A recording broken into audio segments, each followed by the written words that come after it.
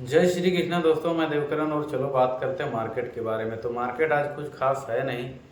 लगातार देख रहे हो कि 6-7 महीनों से मार्केट गिरता ही जा रहा है और रोज़ आप लोग को एक ही बात क्या बोलेंगे, लेकिन बताने में मजबूर हो जाता हूँ क्योंकि मार्केट कितना दिन गिरेगा और कितना दिन के और कितनों महीनों के बाद अच्छा मोमेंट आएगा उसके बारे में तो थोड़ा बहुत चर्चा करना ही पड़ता है और आप लोग को भी बताना पड़ता है और हमको बताने में कुछ अच्छा महसूस होता है तो आप लोग को हम बताते हैं। तो चलो वीडियो आगे बढ़ाते हैं। तो मार्केट जितने भी है 1-2% सभी गिरे हैं और कोई कोई थोड़ा सा ज़्यादा ही गिरे हैं। और आज के मेन बात करेंगे निफ्टी 50 के बारे में, जो कि 170 पॉइंट गिरा है और 570 पॉइंट कुछ जो है वो सेंसेक्स गिरा है। तो आगे कितना दिन मार्केट ऐसा नॉन स्टेबल रहेगा और कितना दिन के बाद जो है वो ग्राफ ऊपर की ओर रफ्तार पकड़ेगा, ये कोई भी नहीं जानता है। सब लोग बताते हैं कि ये कर लीजिए, वैसा कर लीजिए, इतना दिन के बाद मार्केट ऊपर जाने वाला है, ये न्यूज आ गया, ये न्यूज वाले ने अच्छा बताया, ये कंट्री में अच्छी डील हुई, मार्केट अब रफ्तार पकड़ेगा। असली बात आपको बताएं दोस्तों कि किसी को भी नहीं मालूम है फर्जी की मार्केट कितना दिन में रफ्तार और कितना दिन में जो ग्राफ है वो बुलिश का वो ऊपर जाएगा, ये मार्केट को ही पता है। तो इसमें सोचने वाली बात ये है कि जो लॉन्ग टाइम के लिए रखा है अपना पोर्टफोलियो में शेयर्स, और जो रखने वाले हो वो भी रख लीजिए, क्योंकि शॉर्ट टाइम में यहाँ पर आपको चौवन्ने नहीं मिलेगा। आप रुपया का तो बात ही छोड़ दीजिए। एक एक शेयर ऐसे हैं कि 2.5 साल 3-3 साल 4-4 साल तक नहीं चलते हैं, और उसके बाद जब चलना चालू होता है ना तो 1 साल भी होते नहीं है, और वो 3 साल जो पीछे नहीं चला वो रिकवर करके उससे भी आगे चले जाते हैं। और इससे हम ये सीख मिलता है कि आपको उसमें बना रहना है, क्योंकि मैं किसी का बताए हुए बात पे आपको वीडियो बना के नहीं बता रहा हूँ, क्योंकि मैं ये एक्सपीरियंस कर चुका हूँ। क्योंकि जिसने में भी पोर्टफोलियो 1-2 कंपनियां बेचा हूँ, बचता रहा हूँ, और अभी वो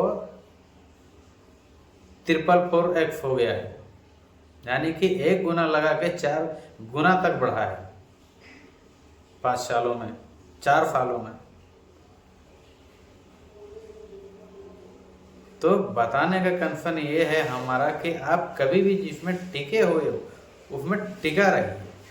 अगर आपका कुछ कंपनी में फंडामेंटल गलत लगता है या फिर कुछ आपको डाउट लगता है तो आप बेचें या रखें, वो आपका मर्जी है। लेकिन अगर अच्छा फंडामेंटल और अच्छा ब्रांड वाला कंपनी या फिर लार्ज कैप, मिड कैप या फिर स्मॉल कैप जो भी है, आपको लगता है कि नहीं कंपनी लॉन्ग टाइम में अच्छा देगा रिटर्न और हमको टिके रहना चाहिए, तो फिर आप उसमें टिके रहिए, उसमें भलाई है।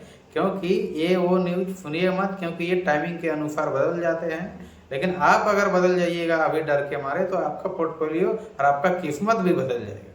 तो आप बिल्कुल ऐसा गलती से भी ना करें। और जितने आदमी भी म्यूचुअल फंड में SIP करते हैं, बहुत सारे आदमी डर के मारे बेच दिए।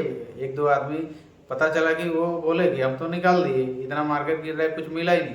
तो आपको भी बोलता हूँ कि आप भी बाजार के हिसाब से ही SIP को भी देखिए, म्यूचुअल फंड या और किसी में भी इन्वेस्ट किए हो आप लॉन्ग टाइम के जरिए से वहाँ भी देखिए, और आप SIP जो है वो करते रहिए कंटिन्यू।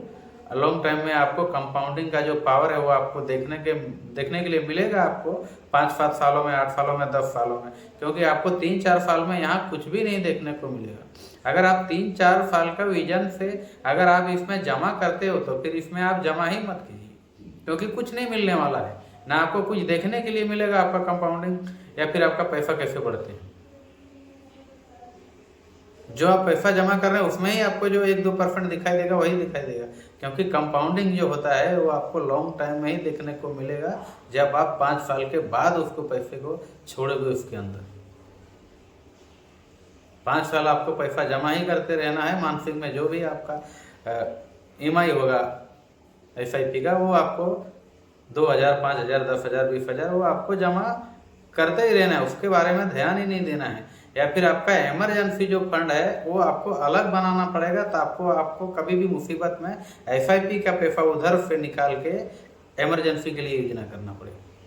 बहुत सारे आदमी गलती क्या करते हैं, फॉरेन ट्रिप या फिर पार्टी या फिर अन्य फैसिलिटी जो भी है, अलग अलग चीज़ जो बातें हैं, काम है उसके घर के, उसमें यूज कर देते हैं एसआईपी निकाल के 3-4 साल 5 साल का पैसा। फिर सोचते हैं कि हमारे पास कुछ बचा ही नहीं, एसआईपी था, इमरजेंसी आया, मैंने तोड़ दिया। आपको एसआईपी के लिए अलग सोचना है यार, आपको इमरजेंसी फंड के लिए अलग सोचना है। ये आपको माइंड जो है वो क्लियर रखना पड़ेगा और 2 रास्ता रखना पड़ेगा। एक ही रास्ते में आप बोलोगे कि घर का काम भी कर लूँगा, एसआईपी कभी भी कर लूँगा, ट्रिप भी कर लूँगा, कहीं बाहर जाके पिकनिक भी कर लूँगा, तो फिर भाई साहब आपको ये सब नहीं होगा। सबका सब पहले तो आपको फालतू का जो खर्चे हैं वो बंद करने पड़ेंगे। अगर आप एक्स्ट्रा अपने खर्चा या फिर आपने जाल फैला के रखा है कर्जे वाला, क्योंकि ये सब जो जाल होते हैं वो बहुत बेकार और बहुत घटिया और बहुत दिमाग को डिप्रेशन में डालने वाला चीज़ होता है एक्स्ट्रा खर्चा। तो आप ऐसा बिल्कुल ना करें, नहीं तो बहुत सारा आदमी को ये भी बात सुना हो कि बच्चे का फीस था 3-4 महीने 6 महीने का, हमारे पास बीमार घर में हो गए तो कुछ बचा नहीं हमारा, तो हमने एसआईपी से निकाल के बच्चे का फीस भर दिया। बच्चे का फीस भर दिया, अच्छी बात है, मैं ये नहीं बोलता हूँ कि आप बच्चे का फीस भरा ही क्यों, लेकिन आपने जो टाइम दिया था एसआईपी करने के लिए, जो म्यूचुअल फंड में या फिर कोई भी इन्वेस्टमेंट में आपने जमा किया था, वो टाइम आपके पास निकल गया। फिर से आपको नए सिरे से शुरू करना पड़ेगा। जो टाइम आपका निकला 5-6 साल, वो आएंगे वापस नहीं आने वाले। पैसा निकल गए लेकिन वो टाइम फिर से आपको वो नहीं मिलने वाला। तो आप एसआईपी भी करें, थोड़ा सोच समझ के करें और अच्छे से करें कि हम इसमें सर्वाइव कर पाएंगे कि नहीं कर पाएंगे, लॉन्ग टाइम तक टिके रह पाएंगे कि नहीं पाएंगे, तभी आप करें। अन्यथा किसी का भी बहकावे में या बोलने में कि बोल दिया कर लिया या हवाई में सुना दिया कि यहाँ डाल दो 3 साल में पैसा डबल, 2 साल में डबल, ऐसा बहकावे में गलती से भी ना आए। पैसा कभी भी डबल लॉन्ग टाइम में ही होता है, शॉर्ट टाइम में नहीं होता है।